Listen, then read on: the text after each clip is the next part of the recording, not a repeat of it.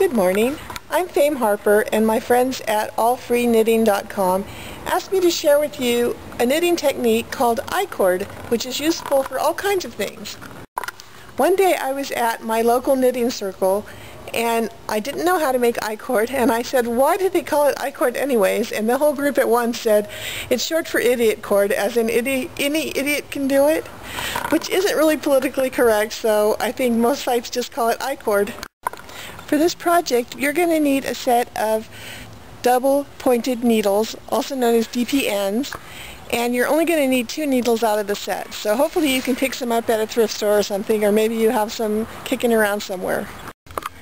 I often get either things given to me or I buy them at thrift stores. I don't know how old these Bernat double pointed needles were, but they were 75 cents.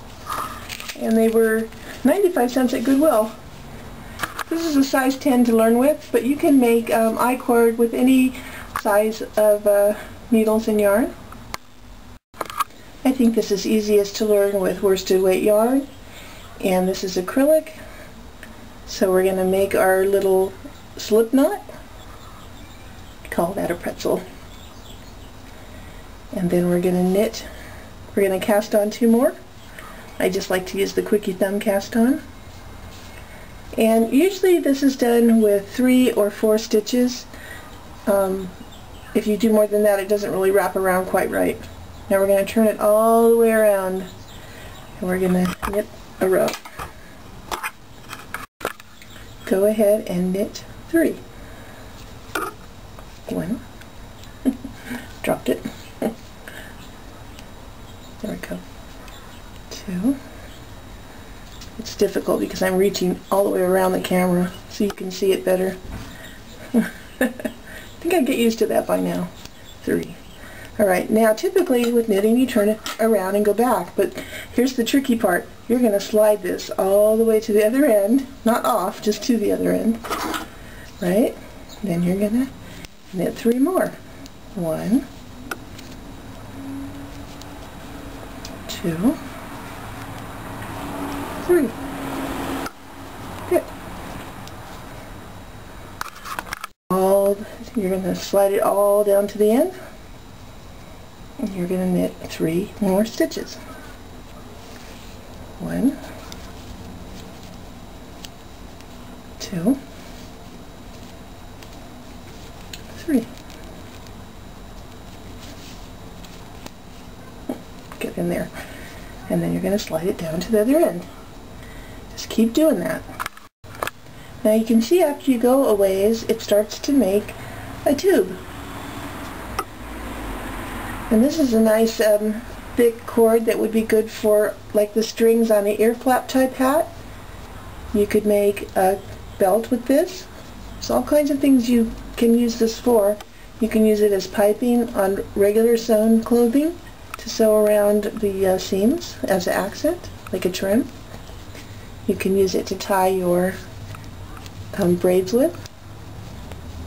And it looks different depending on what size you use and if you make it out of fuzzy yarn.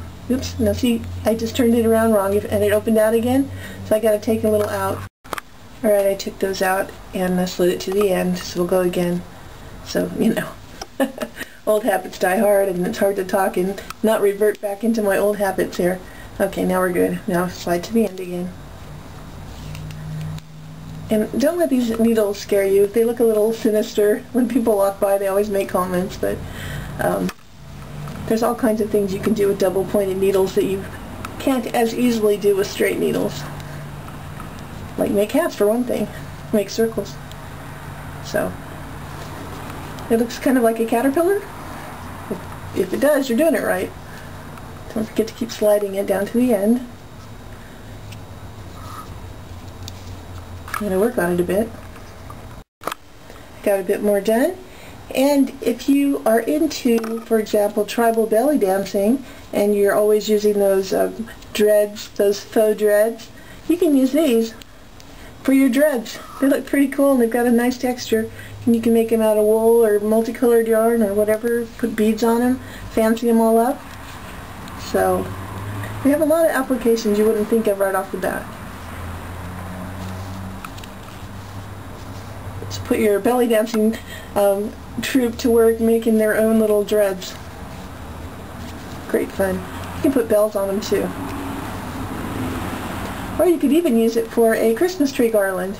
Make a really long one, and before you start, put some pads or beads on there. Maybe little jingle bells. That'd be fun. Teach your homeschoolers to do it, and you'd have quite the project. If you do make a mistake and have to go back, you can make sure you're on the right end. This strand should always be on the far side as you start the next round, because this will pull across to form the tube. So if you look at it, it looks funny, take out a couple stitches. I think when I was talking I must have done it wrong. I went back a little and fixed it. So make sure your yarn's on the far end when you slide it down, and start again. Kind of self-checking. Now I'm going to make one out of the variegated yarn to show you what that looks like. Go ahead and do a thumb cast on. Here, I'll go slow in case you don't know how to do that. You can do any kind of cast on. The important thing is put 3 stitches on. There we go. Turn around. Knit 3. Remember, knitting goes in the back door.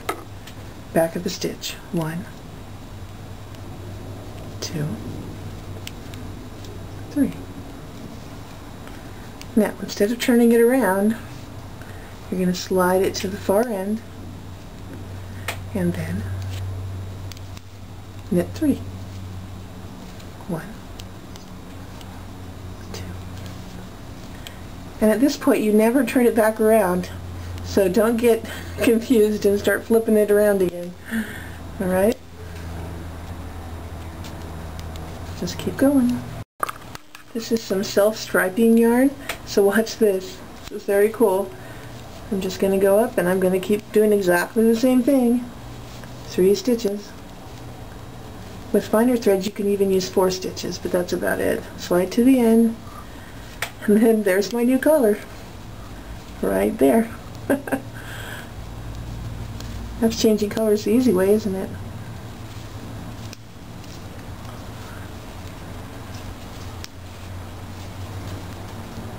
Very cool.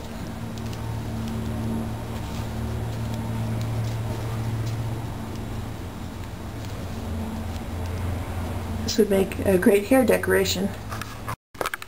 When your I-cord is as long as you want it to be, you need to take it off the needles by binding it off. So we're going to go knit 2, 1, 2, and then being careful not to drop your last stitch. You're going to grab the furthest to the right, pull it over, drop it off, and then this is the last one. So you're going to knit that one,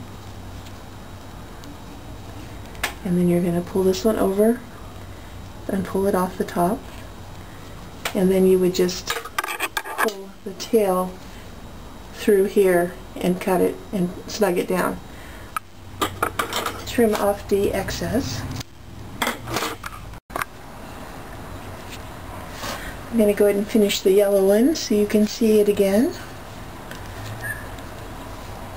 Knit 2, pull this one over, knit 1, pull this one over,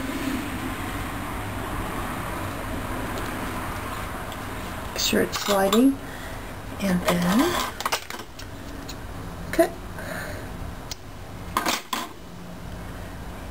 Pull the little tail through. Got it? And you're done. So there you have it. Enjoy making your I-cord, and if you make hair ties, enjoy making your hair ties. Toodles!